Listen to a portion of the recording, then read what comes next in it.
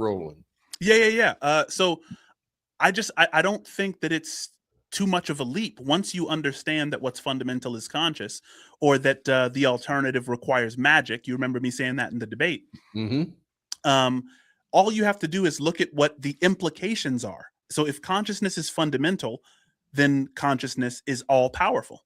That hardly needs to be argued. And I sympathize with you. It's like I like arguments where it's just like it's non-controversial. All the statements you say are non-controversial. If consciousness is fundamental, if it gives rise to literally everything, or if it causes the expression of the latent potential within all matter, then it is all powerful. Now you believe in an all-powerful conscious being, and then if you take knowledge, right? Is consciousness necessary for knowledge? Absolutely. Whether that knowledge is propositional knowledge, which gives you access to facts, procedural knowledge, which gives you access to skills, perspectival knowledge, which tells you, which tool to use, and then, participatory knowing, which is the agent arena distinction. All knowledge is dependent on this fundamental consciousness. So that gives you omniscience. You start to get all the omni properties that just fall into place like dominoes based off of the one assumption that consciousness is fundamental. And so I'm like, I can't continue to say that atheism is plausible, given that all of those dominoes fall into place for a traditional theism. Right. I talk also to folks who, believe it or not, they're consciousness deniers. They're people that say, oh, there is no consciousness. And so I always ask, well, how do you know that if you're not conscious? How do you know anything? Right. And so for me, it just creates like this self-refutation. And so I always try to give them leeway. And I say, well, are we just having a semantics issue? Because like for me, I can't understand someone would actually deny their first person subjective experience. It just seems kind of absurd. And unless what they mean is that consciousness is kind of like a bad word, like it has this baggage or it's poorly defined or something like that, I'm cool with that. It's like, fine, I'm not stuck on words. Like we could call it like an arising. There's just this arising that appears to us. And this is our only interface to the world out there and in here. Right. Maybe that's what you mean, but I think a lot of people, unfortunately, they kind of mean, no, I mean, there's no consciousness at all. And I just can't make sense of that. I don't understand what that means. I've tried my best to make sense of that too, because I've heard a couple of people say that. And I think that you can get to a point with modal confusion. Modal confusion is typically thought of as confusion between the being mode and the having mode. You were talking about Buddhism before. And in Buddhism, Siddhartha Gautama was in a palace shielded from all suffering, right? They had him, and this is the myth, right? They keep him in this palace and they won't show him anyone who's dying or anyone who's sick or anyone who's elderly. They just, this palace of pleasures. And that palace represents the having mode. Right. That I can be happy as long as I'm having this. And we know a lot of people who are in that modal confusion, that they confuse being in love with having sex, or being mature with having a car, right? Or being successful with having money, right? And that's modal confusion, because the confusion between what you're being and what you're having. And so that modal confusion can get so deep that you don't even realize that you are a conscious being, because consciousness is not something you can have, right? It's something that you are. And so some people, they're just so upset. They're so obsessed with the mind, and they don't know that the mind is a tool, and that tool should be put away when you're done using it, right? Their minds are just constantly going, and then they suddenly forget, not in their being, they just forget in the life of their mind that what they are, and they think of themselves as this collection of things that they have. Sorry, to ramble on that, but that was a good point. Yeah. I agree 100%. And because the mind, we quickly learn as we go through life that we're limited. You know, we don't know everything. We're always learning. We make mistakes.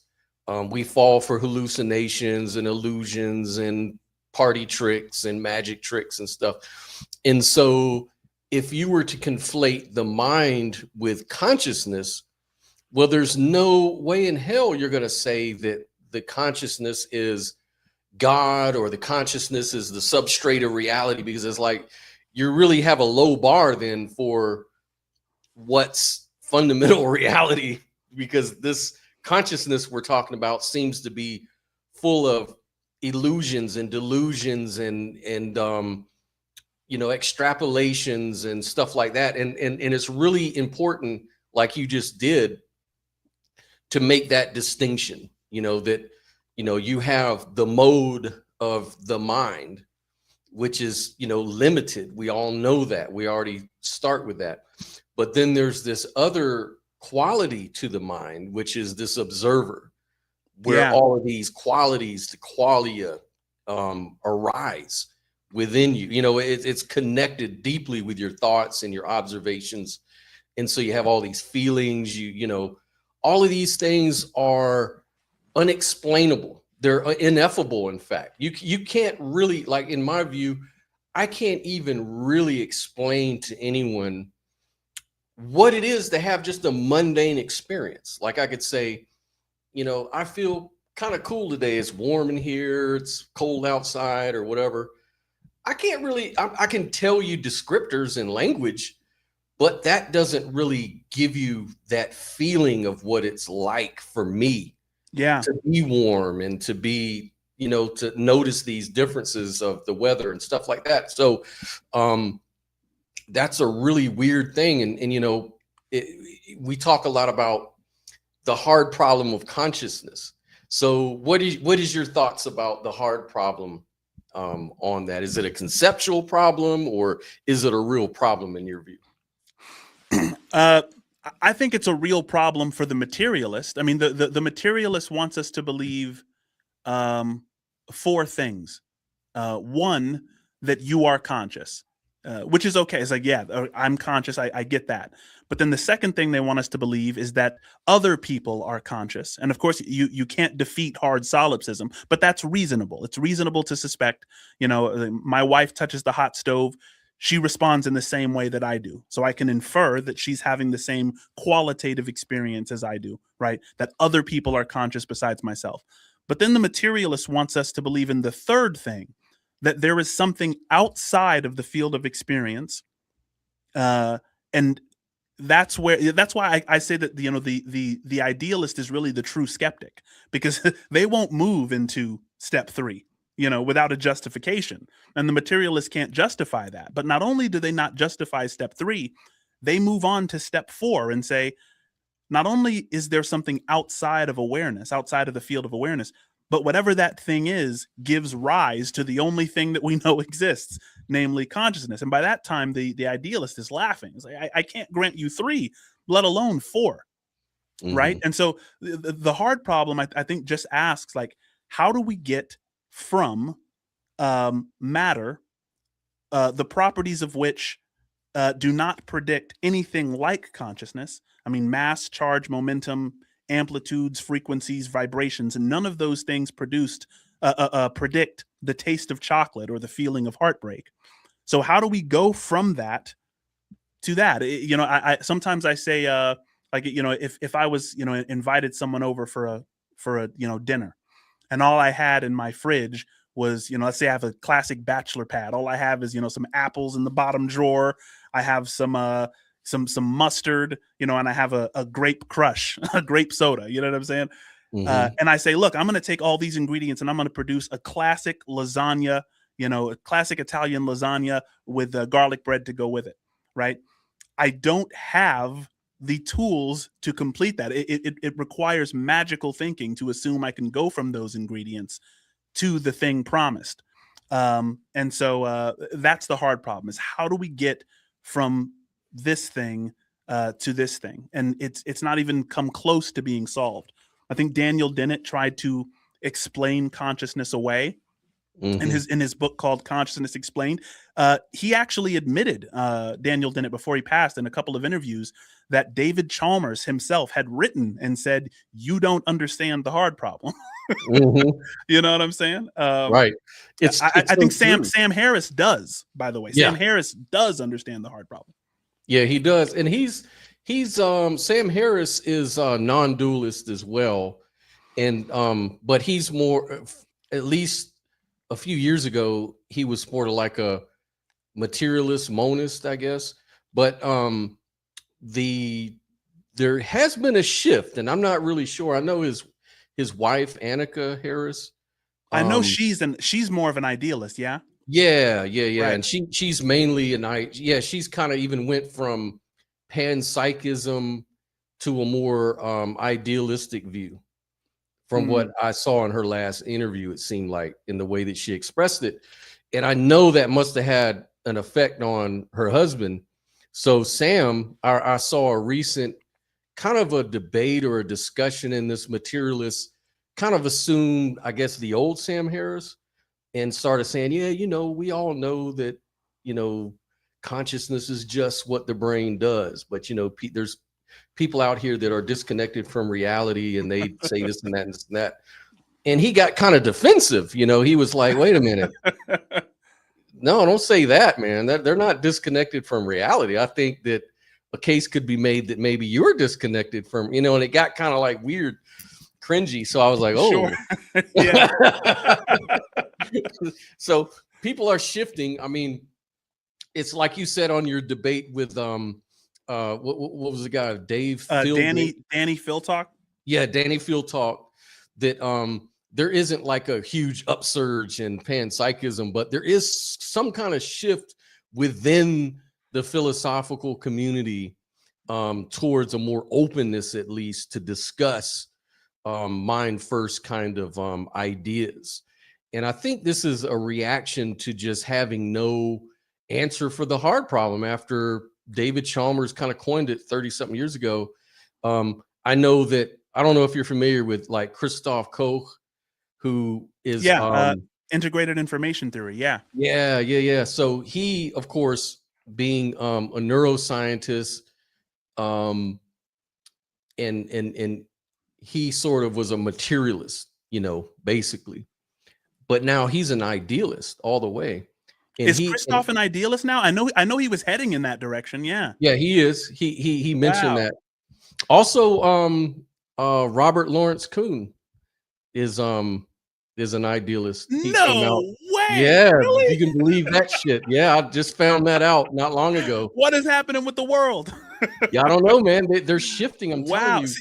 Yeah, these people are hard materialist type people. Yeah, that's fascinating. It's really fascinating. And one of the things that Christoph Koch did is he had a bet with, he's so much of a materialist, he made a bet with David Chalmers 20 years ago. And he says, I bet you a fine bottle of wine that in a matter of 20 years, the hard problem of consciousness will no longer exist. We'll have an explanation. It's not even a problem. I already see the map. I see exactly the path that we're going to take. And we already know it's just a matter of small details. It's not even that big of a deal, dude. I wonder if that's when he got busy on IIT. I think so, because it coincided with that, because and now he's part of the Essentia Foundation, at least works with the Essentia Foundation with Bernardo Kastrup. Yeah. And they talk about it. Also this other guy, Michael Levin. I love Michael Levin.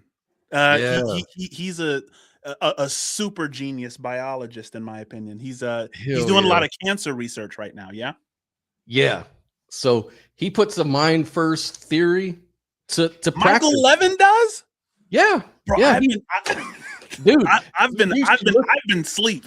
Dude, look into his latest proof, his demonstration, the evidence in the lab is called tetrabots and anthrobots. Are you serious? Yes. Because Michael Levin is one of those heavy hitters.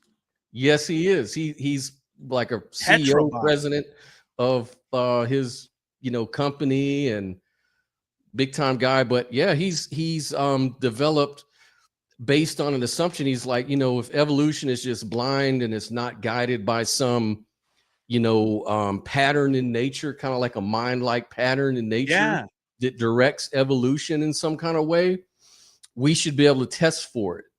And he says, what we'll do is we'll take away the constraints of evolution, and we'll just take cells like out of your trachea, put it in a dish, and we'll take away all the constraints, and we'll see what it figures out.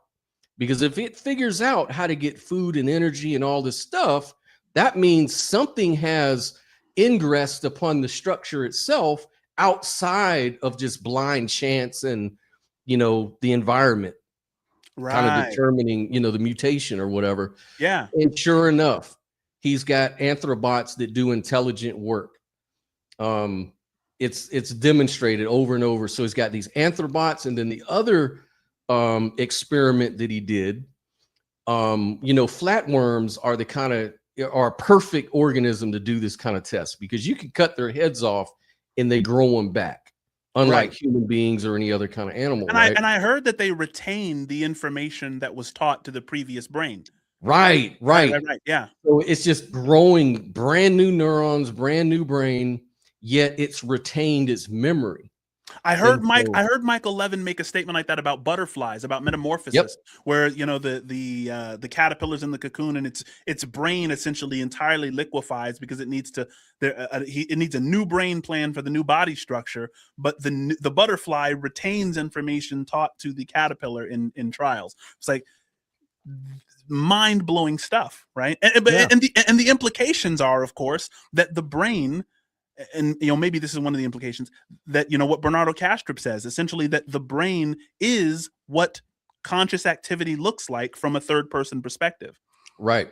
That disassociative boundary. Yeah. So you're looking at it from the third person. So of course you're going to see it as a physical, because that's how consciousness substantiates itself for us. Right. Like, we're in a physical dimension, whatever that means. It could be a dream or it could be whatever it is. And so it's going to take the form of a physical thing.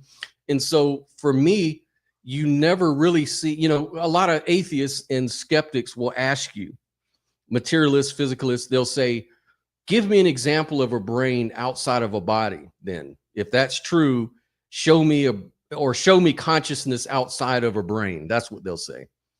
And it's like, that's supposed to be the catch-all gotcha moment, right? Mm-hmm. But the thing is, on idealism, like you said before, consciousness isn't something we have. We are something that consciousness has. In other words, we're not containers. On idealism, we're not containers of consciousness. We are within consciousness itself. Exactly. Right? And so you're always going to see consciousness as a third-party dissociative boundary type of thing, like another human or animal or cell or whatever it is that is conscious, right? You're going to see it as a structure. And that makes total sense. In fact, one of the things that I'll ask you this, because this is a question I have. Now, I watch all kinds of shit. I research all kinds of stuff. I'm not a dualist, but having said that, there is certain evidence that comes out about telepathy tapes, right? And I've heard of this. Right. I've never done a deep dive.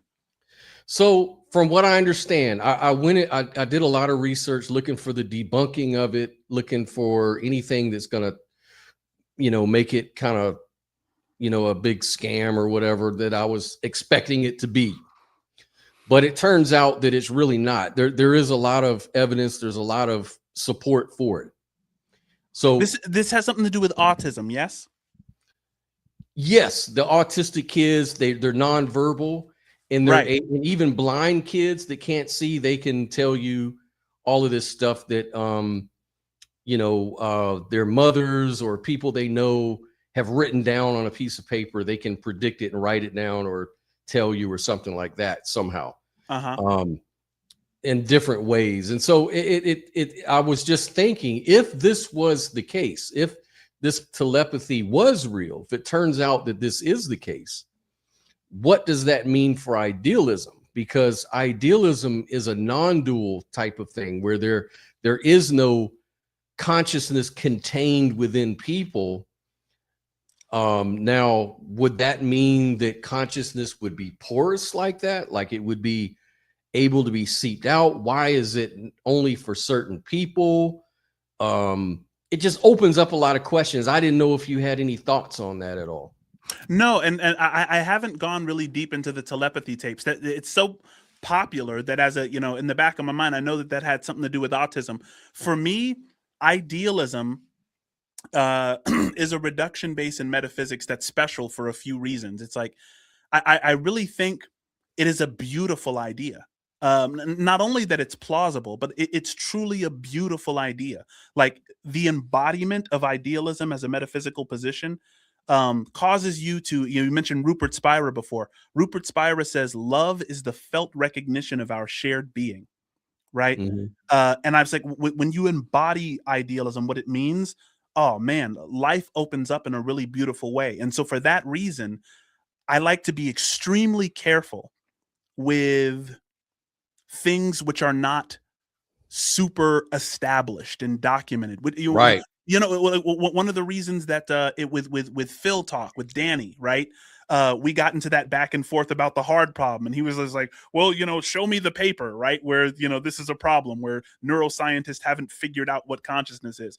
And the only reason I didn't have those papers right there on offer is because it's so apparent to anyone who studies cognitive science. Like for 2 days, you'll realize that the hard problem of consciousness is a serious problem. How do we go from non-conscious matter? So I didn't think that was controversial. I thought he was just kind of trying to trip me up or something like that. But I think that idealism and the spread of it is so important that I don't want to be a champion of any idea which isn't super, super supported already. Right. And that's the reason that, with the what you were just mentioning, the telepathy stuff, the telepathy stuff, I want to see some real plausibility, some, converging lines of evidence and multi-aptness before I, say that that's good. Oh yeah. And, I did a little video this morning, a little live stream, and the topic was basically skepticism.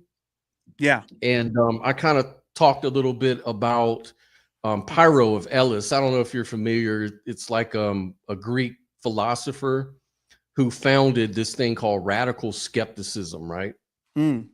So he had a philosophical stance that pretty much held that humans lack any secure access to the true nature of reality. So he was sort of, at least some of the hypothesis is that he was influenced by traveling with Alexander the Great. And so he was exposed to Eastern thought when they invaded like India and stuff like that. Yeah. And so Pyrrho argued that things are indeterminate, unstable, and undecidable. And that for every claim, there's like an equal counterclaim that can be lodged against it, right? So because our perceptions and judgments are so unreliable, the rational response is what he calls epoch, which is the suspension of judgment, kind of like agnosticism. Sure. But Pyrrho did not see this in the same way. Like he didn't see it as intellectual despair or anything like nihilism or anything, but he saw it as a path to what he called ataraxia, which is tranquility, by abandoning the demand for certainty and that compulsion, to declare what things really are. One really kind of frees themselves from anxiety, dogmatism, conflicts with other people on things. And so radical skepticism for him was not really a metaphysical claim, but more like a disciplined refusal to overstep what experience could ever really legitimately justify, right? Right. And so right. I kind of like take that same approach. So I did this show and I was just saying that everyone has bias. Like Yes. even me, like I have bias. Like I'm biased towards idealism. That's my bias because of everything that I've learned about it and all of the hard problem, all these things we're talking about. But I always make sure that I don't take it like part of my identity somehow, or like part of, like I don't take it too serious, because then I become identified with it and I start to lose my peace of mind. You know what I mean? Like, Right. and I see conflict with other people. Like it's fun to debate. Like I'll debate anybody on it. It's fun. It's like chess. It's like playing chess or playing sports. You know, you do it to win. You know, but I don't really make it so personal. You know what I mean? But I hold it as a model. But the only thing I really hold sort of more serious would be like non-dualism, like just the idea that I think therefore I am, or I experience therefore I exist. That I think I can be more dogmatic about, because it's rooted in something it's like you said, unless it's really absolutely, you know, the more evidence you have to support a thing, the better, rather than start identifying and really fighting for things that you don't really know. Yeah. Like you can really fuck yourself up. For sure. Yeah. You know, I think it was Carl Friston who was he talks a lot about you know, motivated expectations, which are you know, a part of the amygdala. The amygdala is responsible for motivated expectations. Yes. And you know, when you say the things that we know, um, the only thing that I know for sure, even prior to Rene Descartes, right? Mhm. Because he says, "I think, therefore I am." But you know,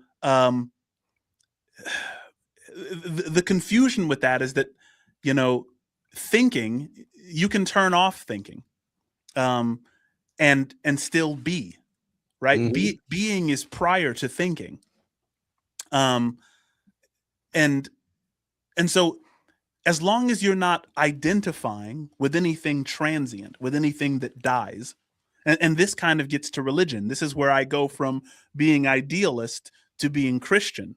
You know? Yeah. I wanted to get into that. Yeah. Yeah. The Bible says that mankind is God breathed.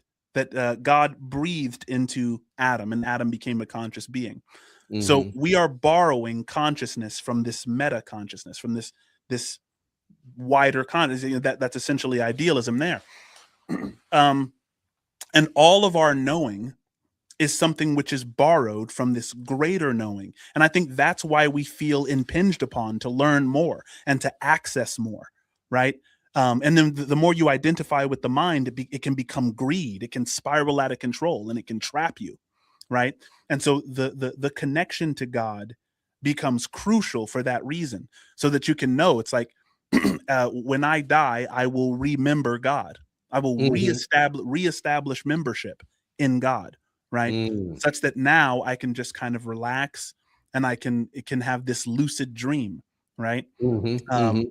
so yeah, sorry, I got off a little bit off on a No, tangent. that's awesome. That's awesome. And so your interpretation maybe of some of these scripture or stories, like say the Adam and Eve, do you take them literal, or are you saying that they're kind of like um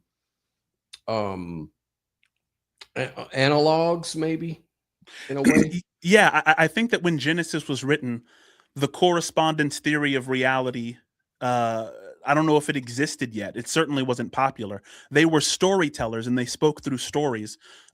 um, I'm going to be taking a class on how to speak in stories better, because stories work far better for persuading people than do formal arguments. Correct. We think in stories. That's the reason, you know, we love movies, and you know, uh, uh, Yeah. yeah, it's a great way to learn. So I think that they were telling stories and trying to get us to catch on to perennial patterns. It's the reason the Bible is called the Word of God, is because the stories that were told then are still being lived now. And so we can Mhm. look at those biblical icons and focus on what is salient to them, make those things salient to ourselves, and still reap the benefits that they reaped back then. Right. And I tend to lean that way too, because if you read scholar, like one of the first things I learned when I was deconstructing out of Christianity, like looking at scholars, what they have to say about, these stories, like the Noah story, this and that,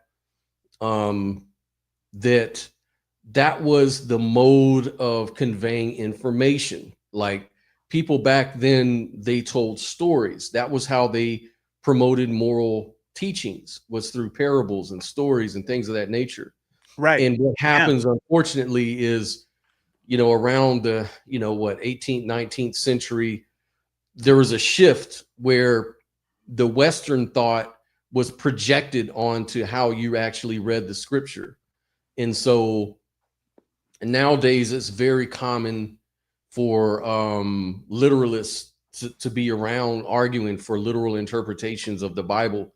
And then, of course, those who want to argue, like maybe atheists and skeptics and people like that, argue from a position of, yeah, you believe in talking snakes, and you believe in Noah's flood, and that may not, and probably wasn't, at least if you take the scholars seriously, that that's not what they had in mind. It was mainly just an analog, kind of like Star Wars. You learn a lot from Star Wars, or a lot of our modern day storytelling.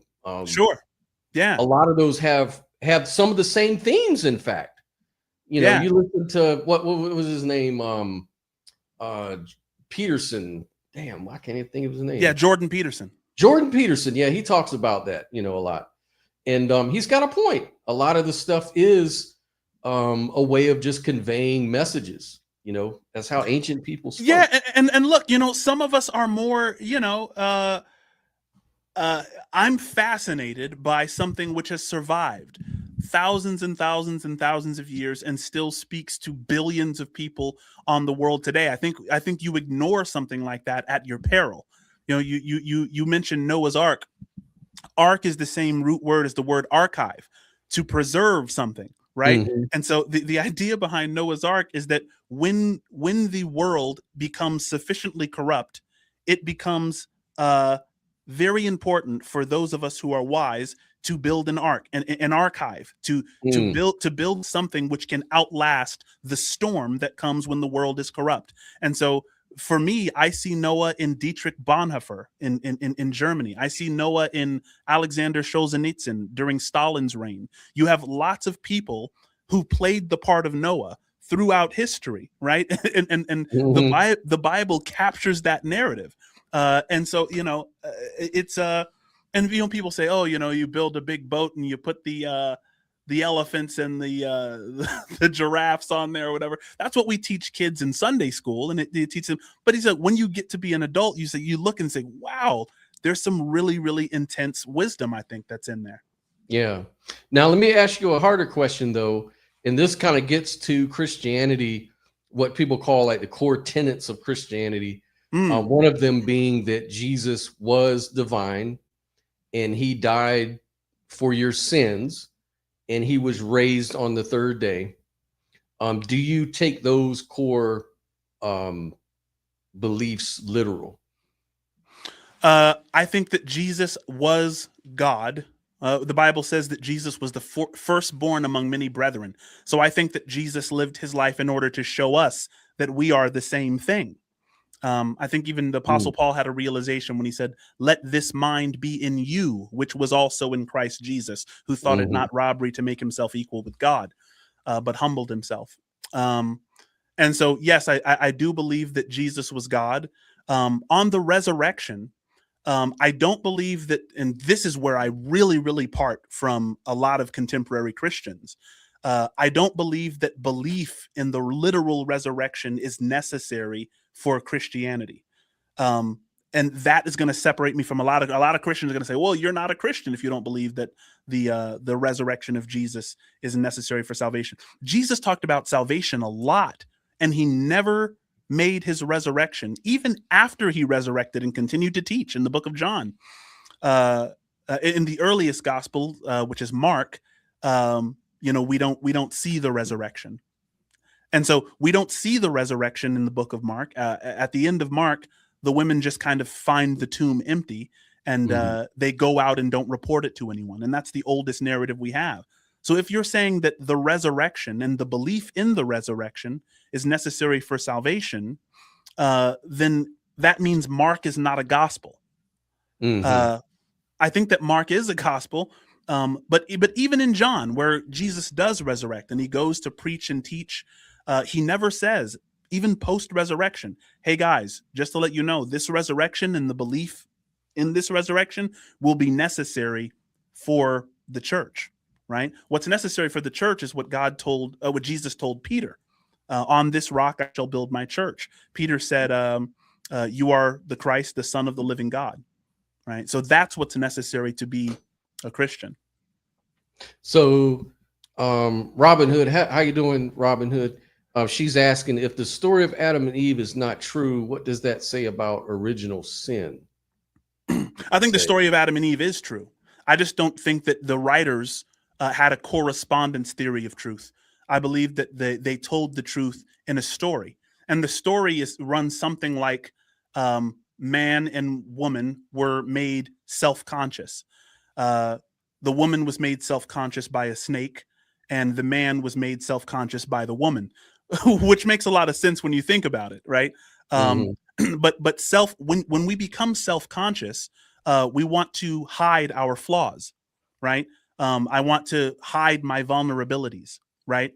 And so when we begin to hide our vulnerabilities from one another, we begin scheming and planning. It's like, okay, what is that person hiding? And now I need to hide even more. Now I need to make a weapon so that I'm not, right? And through this, and I think that's what the fall of man is. Going from pure act, which God is, and man walked with God in the garden, to now we're kind of scheming. We've abandoned the present for a correspondence with the future, right? And now we're plotting on each other, and now we're seeking to sustain ourselves, with identifying with transient things.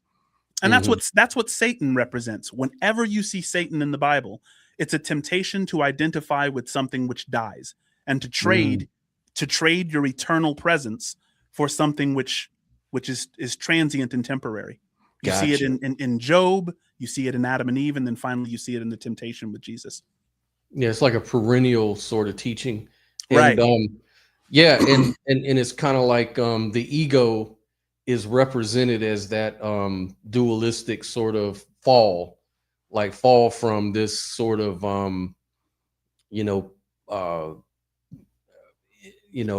perfect existence with God, or whatever you might say, to where now you've kind of disassociated from that, and now you're more identified with the ego and the problems that comes with it. Like for me, I see in my own life, like there's a purpose for the ego, like, kind of like Bernardo Kastrup says, without the ego, I wouldn't know what mouth to put in my fork, So there has to be some kind of utility with it. But what happens is we get unbalanced and out of focus, and it becomes a reason to have lack of peace of mind and conflict and all of these sort of things. I mean, we live in such a dualistic sort of world, like I was even thinking just among the genders, men and women can't get along these days. Like you've got folks like, was that Kevin Samuels guy that passed away? Yeah. And now I think recently they're doing some kind of thing like, yeah, we need to revamp the Kevin Samuels red pill sort of awakening, right? And it's like, I'm looking at it and I'm thinking all these guys that are jumping behind this stuff seem like some real beta male types. Like they seem to be like, yeah, man, I'm a real man, screw these girls, man. They're just good for one thing. Yeah. And it's like, what is that about? And then you've got women on the other side that are like, this toxic masculinity. I hate these men that. It's like, why? It's like you're masculine for a reason. It's like you want a protector. You want, like, can we play our roles in nature. I'm not saying that we have to necessarily do that, or everybody's different. Yeah, I'm right. not saying that. I'm just saying, can people just be people? It's just, and then politics, we can talk about Republicans, Democrats, Christians, atheists, Calvinists and Unitarians and all this kind of stuff. It's like, there's so much duality in this world, especially now. But on the other hand, something I've noticed is that, and I don't know if this is necessarily a good thing or not. I don't know if you've noticed this, but there is now a surge in what they call extremism, like extreme thinking, radical thinking, where people are like, oh, I just deny consciousness. Oh, I just deny whatever it is. Like, they're just in total radical mode right now. Like the newer generation is starting to come off with all this radical like postmodernism type stuff. Or I think one was, I don't believe that there is a self. I don't believe that I don't even exist. Therefore, anything I do really doesn't matter, does it? There is no morality because I don't really exist. It's like there's this radical kind of imbalance going on. Have you ever noticed that recently? Yeah, definitely. And I mean, there's a lot of, I think that there's far more components than to that than a lot of us would like to admit. I mean, as somebody who works for the algorithm, right? I have like a couple of different YouTube channels. What I tell people is that the algorithm was given a very simple task: increase user engagement. Right? That's the task of the algorithm: increase user engagement. After about 5-6 years of having been given that task, it turned the entire planet into a user engagement platform.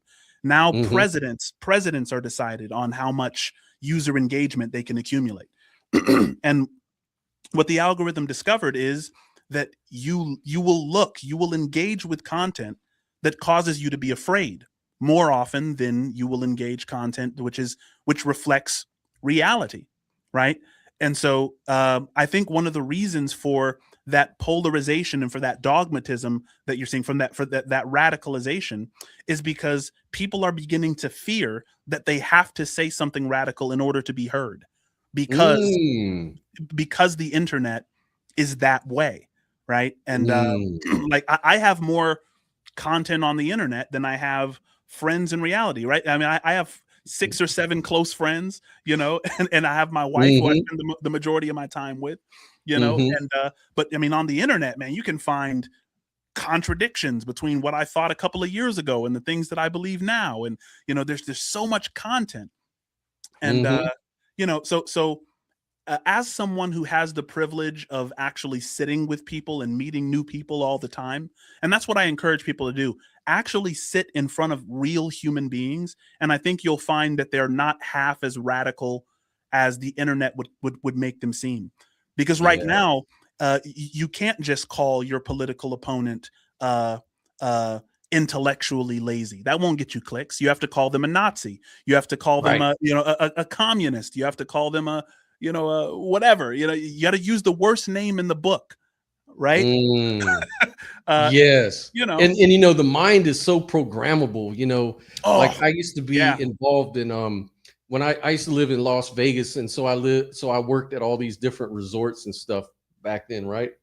And one of the things I did is I sold this high pressure timeshare. Like when all these people come in out of town, they get like a free room if they'll come to the 90-minute presentation and sit down, and I could sell them into buying some property or something. Like I had a real estate license and all that kind of shit, right? Yeah. So they would come in, and so what I would do, all of us were trained into high pressure sales, and it wasn't what I thought it was going to be. Like it turned into a psychology class. Like it was all about, well, no, forget about sales right now. You need to figure out how the mind works. That's the first thing you need to do, is figure out the mind. So we're going to sit down and we're going to have a 2-week training program just about the mind itself. And so you started learning about what they call the reptilian brain. And you start learning that, people don't behave based on logic and reason, do you guys really think that your beliefs and your argumentation and reasons are why you do what you do? Do you really think that? And the first thing they taught us was like, no, you don't operate from that space. You operate from a space of emotionalism and feelings. You're in your fifis. That's what they'd always say. You're always in your fifis. And so you just tell a story later to justify your feelings. You know, that's all you're really doing. What you're saying is so true and is so powerful. I am desperate to get to a point where I can hear people reason with me and then respond to the passion that's guiding that feeling. You know what I mean? No, they'll never do it, because you see, they've already identified with some kind of concept or some kind of idol. It's like an idol, kind of like American Idol, your favorite singer or whatever. An idea is no different. It's an idol. It's something that you kind of like devote yourself. You're devoted. You're committed to emotionally to this idea. And so to tear them away from it would be a sign of weakness on their part. So that's another part that plays a role that we were taught. Like, if you think you can just tear someone away from their skepticism about this property or whatever, or why I should buy, you're already going to lose, because you have to understand, the more that you try to tear them away, what are they? If someone grabs you by a shirt and pulls you, what are you going to do? You're going to resist. Yeah. You know, you're going to try to deflect them or something like that. You're not going to just go along with it. No, you're going to defend yourself.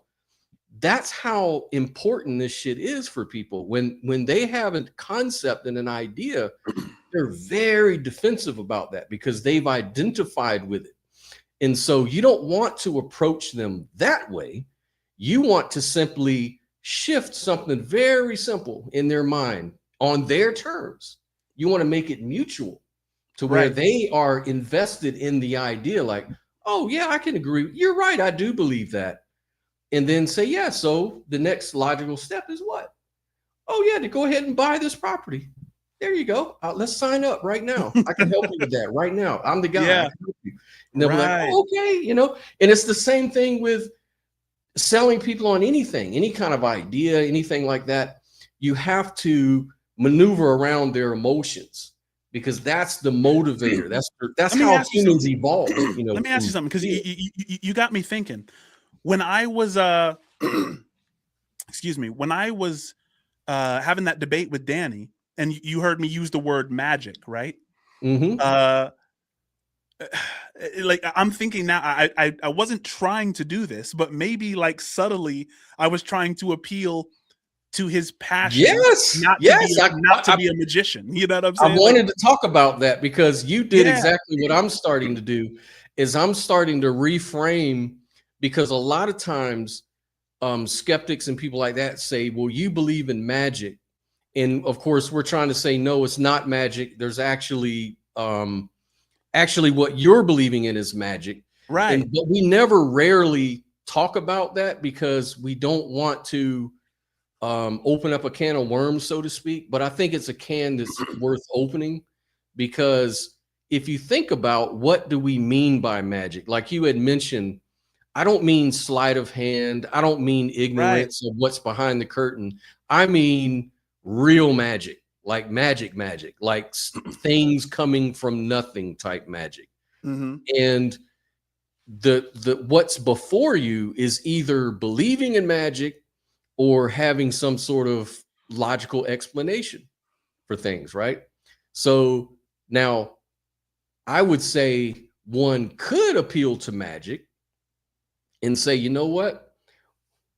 The Planck scale, 10 to the minus 35 centimeters down, there's nothing to measure. There's nothing there, nothing, like literal nothing, you know, as far as a physicalist is concerned. It's meaningless, because a physicalist only takes serious what can be measured and verified and predicted and all of that, the scientific method, right? Right. If it can't be measured, predicted, observed, tested, and yet you believe this to be true, it's considered magic. Like you're saying that this thing has causal power, this nothing has causal power onto the quantum field or onto and on up to classical physics or whatever. And if you believe that, then you believe in magic. I mean, that's pretty much it, because that's an abstraction. You're trying to make something like an equation, something we can describe in numbers. You know how they always say math and laws are descriptive, not prescriptive. Like a theist will always say, well, there's the laws of nature that can be described mathematically. That means God's the great mathematician. He's the great lawmaker, right? And then the atheist will say, well, no, math and laws are descriptive, not prescriptive. Right. Right. You know, yeah. They'll make that argument. Well, if that's true, then let's be consistent. That's all I'm saying. Let's be consistent. If that's true, then what you're saying is that there is no prescriber, and it's being prescribed by the thing you call a description. That's magic. Mm-hmm. Because but it seems to me that the passion isn't magic. Like if I felt like the debate was over when Danny admitted, he's like, okay, fine, I believe in magic, you know. Yeah. But for it's like magic isn't the thing. It's more like God is the thing. Like, you know, it's magic is fine so long as God is absent. Right. That's what I'm saying. It's a strange thing. That's exactly what I'm saying. It's like, that's why, like, when you talk about, you had asked me I told you when we first met in the first 5 seconds, I told you when it comes to theism, I'm really not committed one way or the other. Like, I'm back and forth on that all day long because it presents the same issue. Either I'm a believer in magic, or I'm a believer in something that is causative, that results in my experience today. And you could legitimately call that God. On the other hand, you could be called an atheist, because many people who believe in God say, if you don't believe in my God, you're just as worse as an atheist. You're just as bad as an atheist, because not believing in Allah is like a Muslim. I once saw a debate. He says, you Christians, you're just atheists. You just don't know it, you know, because you don't believe in God. You believe in you believe in your God, a mental concept, whereas we believe in the true God, the thing that's really real. And you Christians are just believing in these logical, philosophical kind of gods, which are just conceptual. So you're an atheist. So on that particular way that a theist may describe you, I may be an atheist, because saying that, you know, some natural, reflexive, like sort of unconscious, not metaconscious, but some sort of like mind or mental thing that gives rise to consciousness in my experience today, that's not God. That's just more nature. That's just naturalism. And so it just depends on how you define that. That's why I always say, I don't know if I'm a theist or not sometimes, because it just depends on what people mean when they ask that question, or what they mean with these definitions, you know? See, and I feel like if I were to ask the majority of philosophers, not only philosophers, but just lay people, if I believe in a being which is conscious, which is all powerful, omniscient, omnipresent, what being am I referring to? That's God. Yeah, God. Yeah. Yep. And so to the only reason I say I believe in God is to, with that setup, I would be being deceitful to say anything else. If I was to say, you know, no, I'm an atheist, I just happen to believe in this conscious, eternal, you know, all-powerful, omniscient being that created the universe. Wait, what kind of atheism is that? But the thing is, I do love the idea that idealism can like bring us together. Like that idealism can kind of muddy those waters, because I think only the dogmatists on either side are really afraid of that coming together.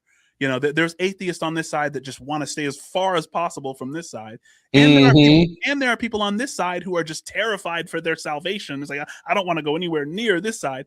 But it's like there are those of us who say, hey, you know what? We're all experiencing the same thing and interpreting it differently, right? We conceive. We perceive reality and we conceive its image. That's another brilliant Rupert Spira quote.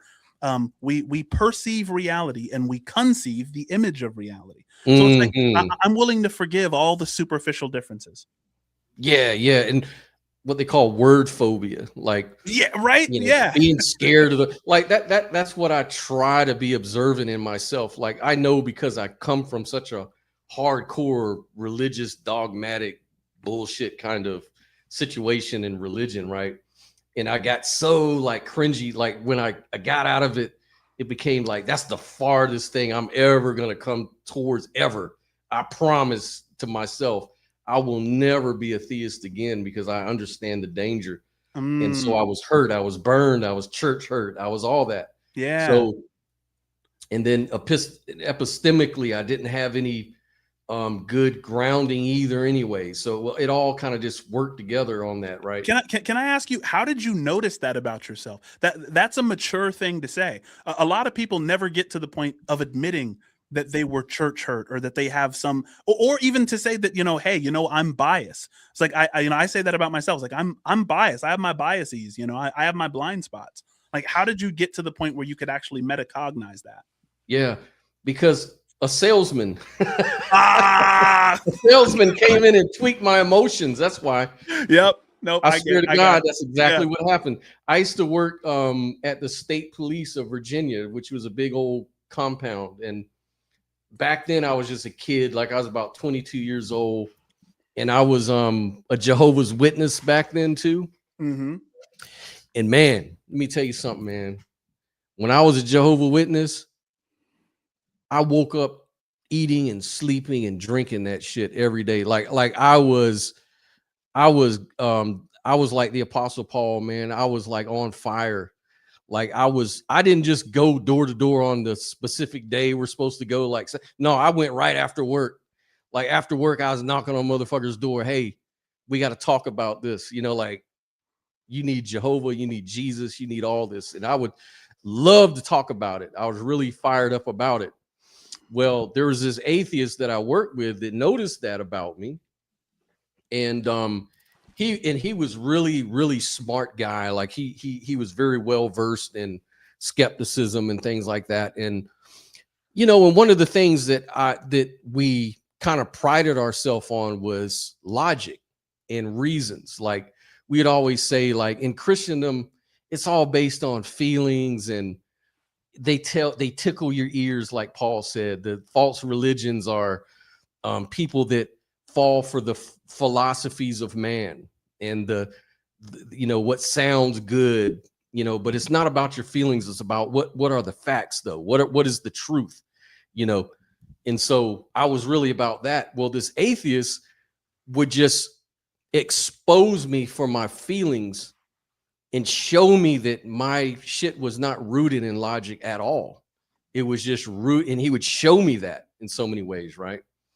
And it just bothered me. It just got to me. I had no comeback. I was like, for all the questions and stuff, I had no good answers. Right. And so it just made me kind of feel bad to myself. So then I went to the elders in my church to talk and ask about some of these things. And they had no good, their only response was, you need to stop talking to that guy. You need to stop asking these dumb questions, man. These are dumb questions. Like why all these questions about the flood and how is that physically possible, this and that. Don't ask those questions. God's God. He can do whatever he wants to do, man. Like you don't need to know why. Like, where were you when he founded the earth, dude? Like he asked Job, where were you? You weren't nowhere. You ain't nobody, man. And you're a sinner on top of it. You are imperfect. You have no leg to ask. You're not the judge and jury of God. Jehovah, that makes Jehovah mad when you ask questions like that. And so it was a real shutdown. And then after a while, I started getting resentful. I was like, well, this is bullshit, because the dude told me that this was going to happen. Yeah. Like, he told me, don't go ask your, they're not going to support you. They have no comeback either. They're not going to help you. Because I said, I'm going to ask my elder, and I'm going to come back with an answer, man, tomorrow. Right. And I went and asked him. He said exactly what he told me he'd say. Don't ask those questions.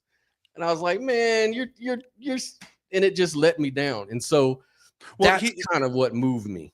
Here's something else, though, because I think they were both right. I think that the atheist was right to shower you with that barrage of impossible questions to get your mind opening up. And I think that in a way, the leaders or the elders were right to give you the advice not to question God. And and I think the synthesis is as follows. Science is working with a dodecahedron. Are you familiar with what a dodecahedron is? It's like a 12-sided die.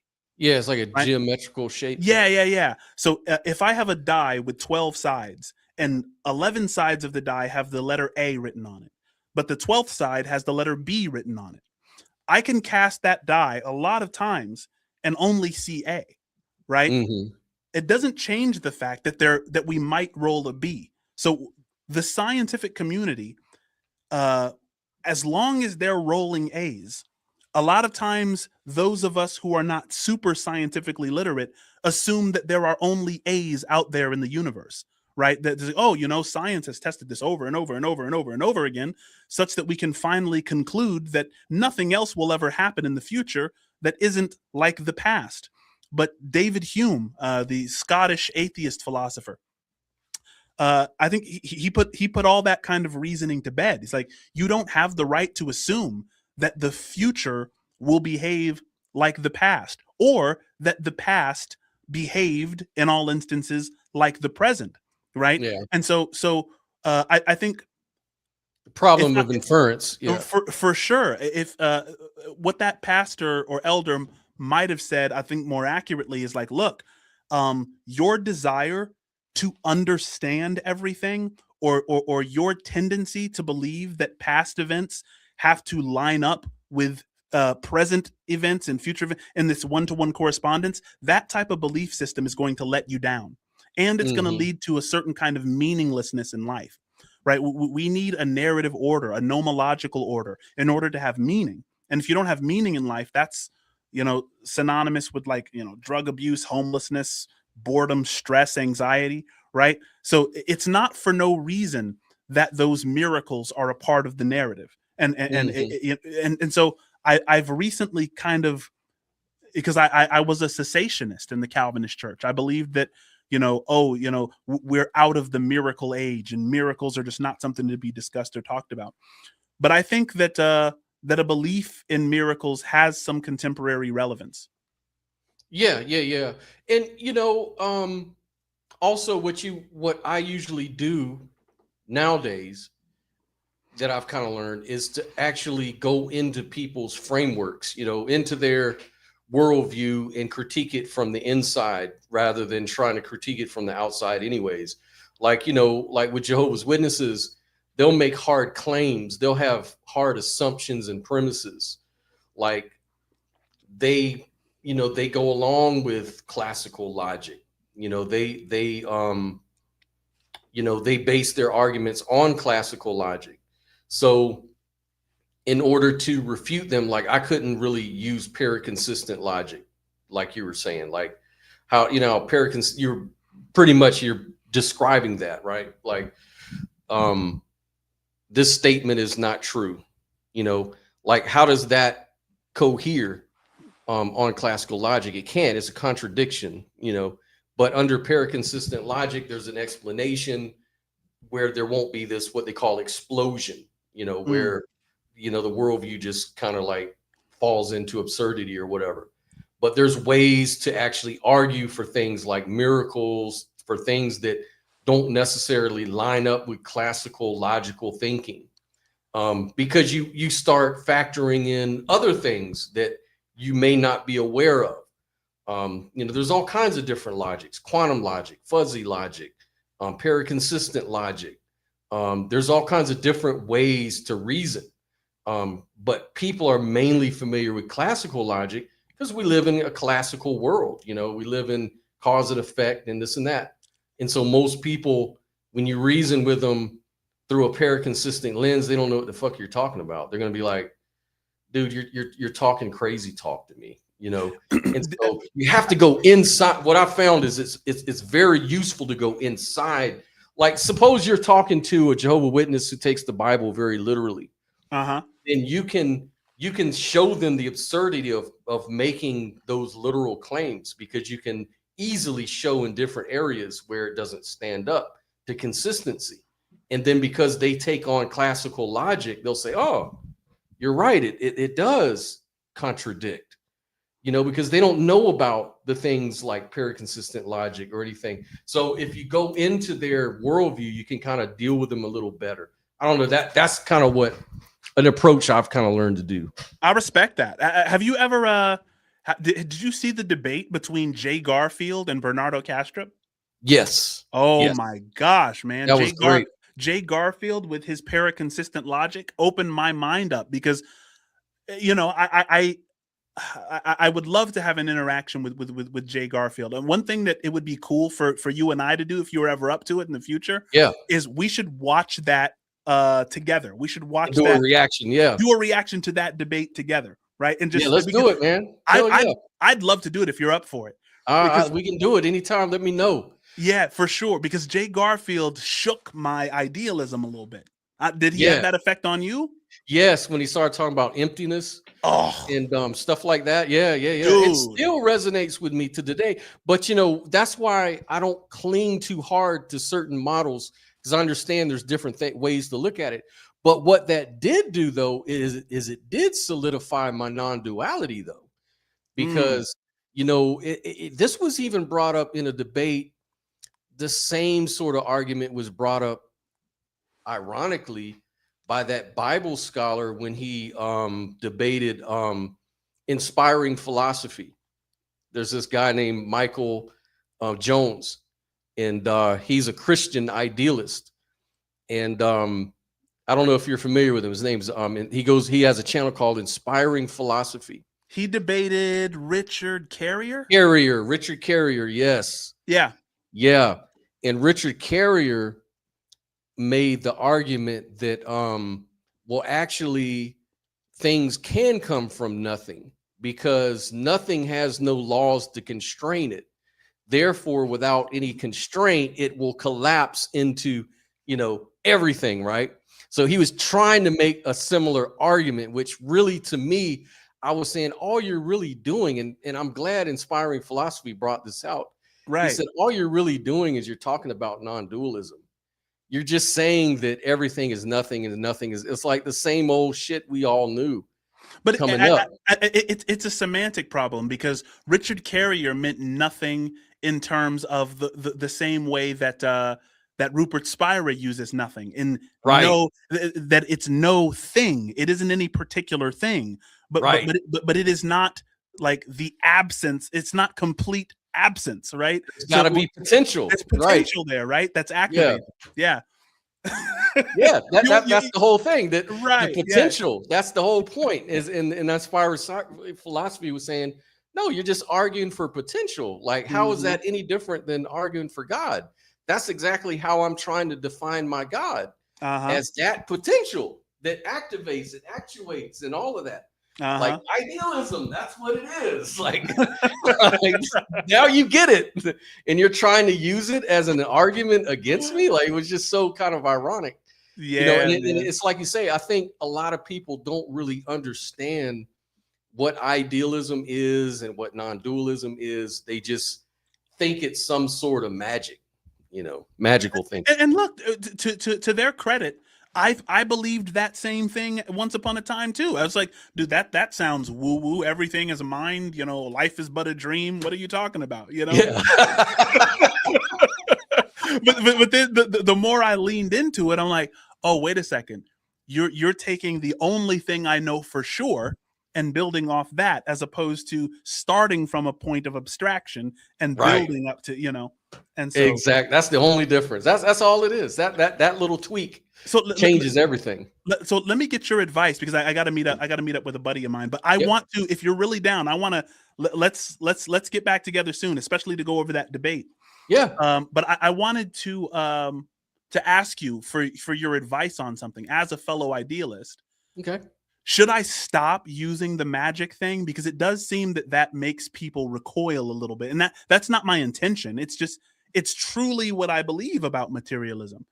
I like it. It's what Huxley said, it's the genie out of the magic lamp.